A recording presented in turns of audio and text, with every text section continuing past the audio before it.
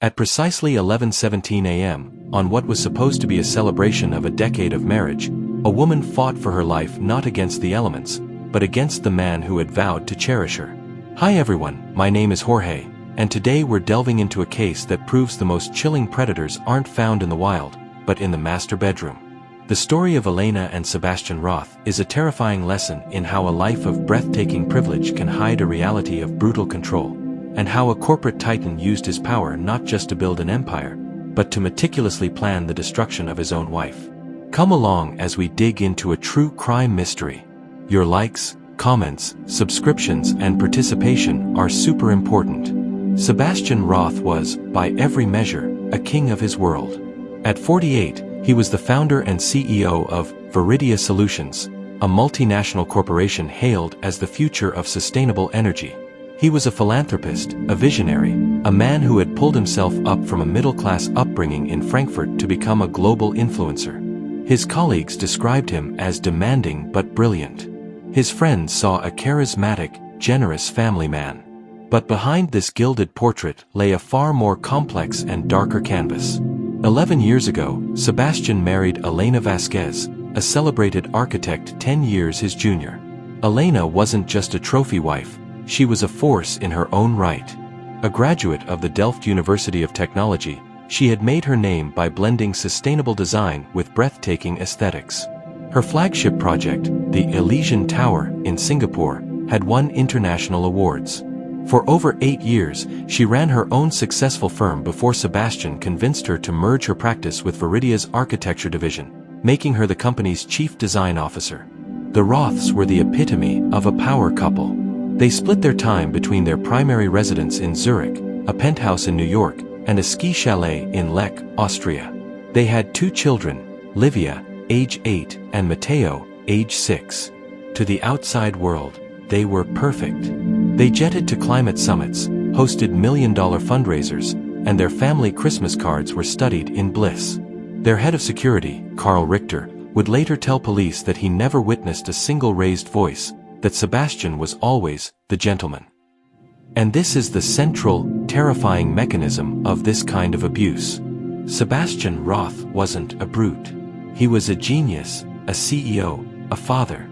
He donated millions to women's shelters. This is how psychological violence operates in plain sight. The most sophisticated abusers wear the mask of normality so well, you'd never think to look behind it. The move to consolidate Elena's firm with Viridia, presented as a romantic merger of their life's work, marked a subtle turning point. Elena's independence, the very thing Sebastian claimed to admire, began to be systematically dismantled. In early 2024, the dynamic began to shift. Sebastian started criticizing Elena's work in executive meetings, dismissing her designs as overambitious or not aligned with Viridia's core financial objectives. He began to control her schedule, insisting his assistant manage hers for efficiency. He questioned her business expenses, the same expenses he had never batted an eye at before. This is the slow, insidious boil. It never starts with a punch. It starts with a comment. Are you sure that design is good enough? Then it's, let my team handle your calendar, darling, you're too busy. It's a death by 1,000 paper cuts, each one so small you barely notice you're bleeding. Before you know it, you're in a cage, and you can't even remember when the door closed. The control escalated beyond the professional.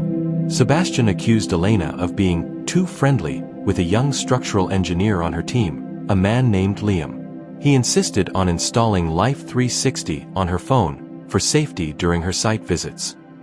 He began monitoring her emails and text messages. The brilliant, independent woman who had designed skyscrapers was now having to account for every minute of her day. Elena, feeling her world shrink, suggested marriage counseling. Sebastian reluctantly agreed, but as Elena would later state, he treated the sessions like corporate negotiations, using the therapist's language to gaslight her, to reframe his control as concern and her distress as emotional instability. According to Elena's later filings, the psychological abuse began to morph.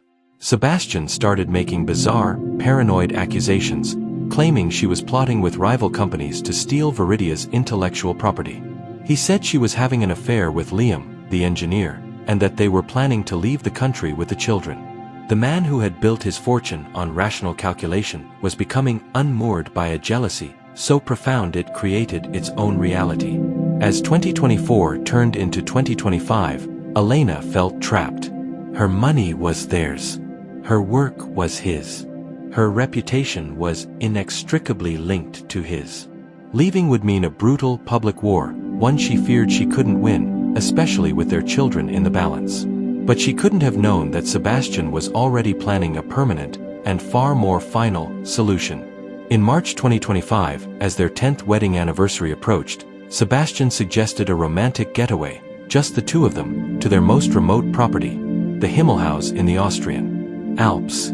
He framed it as a chance to reconnect, away from the pressures of work and the children. For Elena, it felt like a lifeline, a chance to find the man she had fallen in love with. She had no way of knowing that Sebastian had very different plans for their romantic retreat. He wasn't packing for a second honeymoon, he was packing for a murder. On the morning of March 18, 2025, after a quiet breakfast, Sebastian suggested they hike to a nearby peak known as the Teufelsnase, the Devil's Nose. It was a challenging, expert-level route with a notoriously narrow, icy ridge leading to a spectacular viewpoint. Sebastian, an experienced mountaineer, insisted they go alone, without a guide. He said he wanted it to be just them, like old times. Let's pause here. He planned an anniversary trip. He chose their most isolated property. He selected one of the most dangerous, unpatrolled trails in the region. This wasn't a spontaneous idea. This was a CEO executing a business plan. A plan for termination. The ridge was as terrifying as promised, barely 2 feet wide in places. Elena, a competent but not expert climber, was gripped with fear. She told Sebastian she wanted to turn back, that it was too dangerous. He turned to her, his face a mask of reassurance. "Don't worry, my love," he said. "I've got you. I'd never let you fall." He suggested they take a photo to commemorate making it this far. Elena, trusting her husband, her anchor, moved carefully towards him. As she got close, her back to the precipice, his expression changed. The warmth vanished from his eyes, replaced by a flat, chilling calm. He grabbed the front of my harness with both hands. His voice was low, a venomous whisper I'd never heard before. He said, "You thought you could take my children? You thought you could take what's mine?" I was so shocked, I couldn't even process it. I thought it was some sick, twisted joke. This is the moment the mask came off. The careful planning, the control, it all culminates here, on a razor's edge in the Alps. He didn't yell.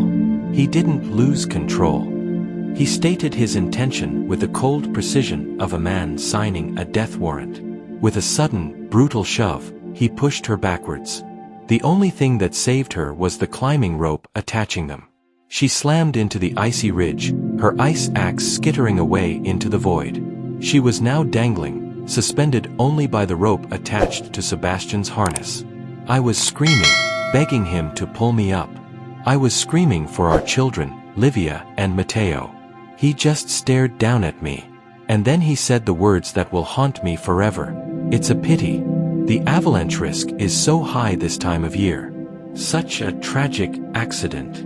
Sebastian then did something unthinkable. He took out his multi-tool, and with methodical slowness, began to see at the climbing rope. I was sobbing, pleading. I could see the fibers starting to separate. He was going to cut me loose. In a final desperate act of self-preservation, Elena swung her body, managing to grab onto a small, jagged outcrop of rock just below the ridge. She held on with all her strength, taking her weight off the rope. At that moment, a group of 4 Austrian climbers appeared, traversing towards the ridge from the opposite direction. Sebastian, seeing them, instantly transformed. The cold-blooded killer vanished. In a flash, he was a frantic husband. "Hang on, Elena. My God, hang on!" he yelled, his voice filled with a convincing panic. He stopped cutting the rope and, with the help of the other climbers, hauled her back to safety. The other climbers, seeing a distraught woman and a seemingly heroic husband, assumed it was a terrible climbing accident. They helped them back down to the Himmelhaus. Elena was in a state of profound shock, her body trembling uncontrollably. Once they were alone, the facade dropped again. "You see," he whispered to her, his voice chillingly calm. "No one will ever believe you. To them, I'm the hero who saved you. If you try to leave me, if you ever speak a word of this, I will destroy you. I will take our children and you will never see them again. And next time, there won't be anyone around to hear you scream." He forced her to hand over her phone, cutting her off from the world. He told her to take a hot bath to calm down, that they would talk in the morning. Exhausted, terrified, and believing his threats, Elena complied. He failed on the mountain.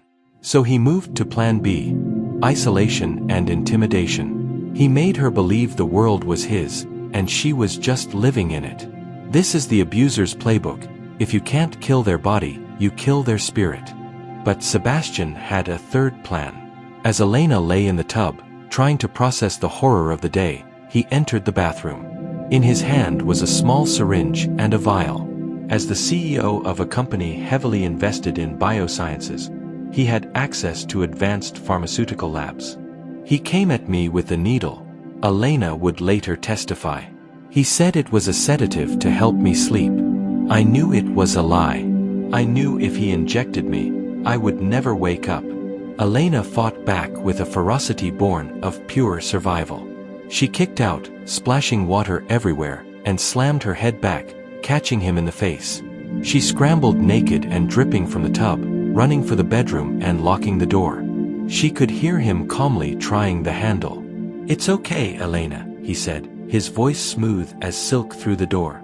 "You're hysterical. You need to calm down. Open the door." Elena knew she had one chance. The Himmelhaus, for all its isolation, had a landline for emergencies, hardwired into the wall in the master bedroom.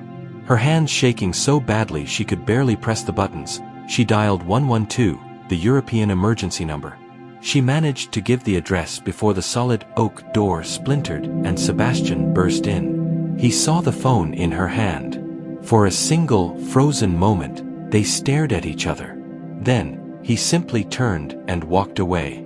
By the time the Alpine police and a helicopter arrived 30 minutes later, Sebastian Roth was gone. The investigation that followed peeled back the layers of Sebastian's planning. The accident was no accident. The GPS jammer proved he intended to ensure no distress signal could be sent from the mountain. The drug in the syringe was a weapon. This was a cold, premeditated, attempted murder. An international manhunt began. Sebastian's jet was tracked to Dubai, but he had already disappeared, his vast wealth and global connections making him a ghost. And here is the final, chilling data point. While hiding, Sebastian didn't call a lawyer. He didn't call his children. He used an encrypted channel to contact his COO, and, in a conversation the FBI would later intercept, his first question was, "Has she gone public yet?" His primary concern wasn't for his family, nor was it remorse. It was damage control to his brand. He wasn't a man who lost his temper. He was a CEO who had a hostile takeover of his wife's life go wrong. Elena Roth survived. She is now back in Zurich, recovering and fighting for full custody of Livia and Matteo. She has given a full statement to Interpol and is prepared to testify the moment Sebastian is found. A global arrest warrant has been issued for Sebastian Roth for attempted murder. The billionaire who had everything now lives as a fugitive, his picture on wanted posters instead of magazine covers. Elena Vasquez was an award-winning architect. She was wealthy, educated, and globally connected. She had resources most of us can only dream of. And she still almost died at the hands of her husband. Her story is a stark reminder that abuse is not about strength or weakness, education or wealth. It's about control. And a man who needs to control everything will eventually try to control whether you live or die. Elena fought back. She used her wits on that mountain, and her courage to make that phone call. She survived against a predator of unimaginable resources and cunning. Her story isn't just one of survival. It's a warning. If it can happen to her, it can happen to anyone. Look behind the perfect facade. Listen to the whispers. The most beautiful houses can have the darkest foundations. Join us as we unravel more true crime mysteries. Your engagement through likes, comments, subscriptions, and active participation is crucial. It helps us get closer to the truth. Together, we can illuminate cold cases, bring about closure, and ensure accountability. Your involvement is key to our pursuit of truth and solving these complex puzzles.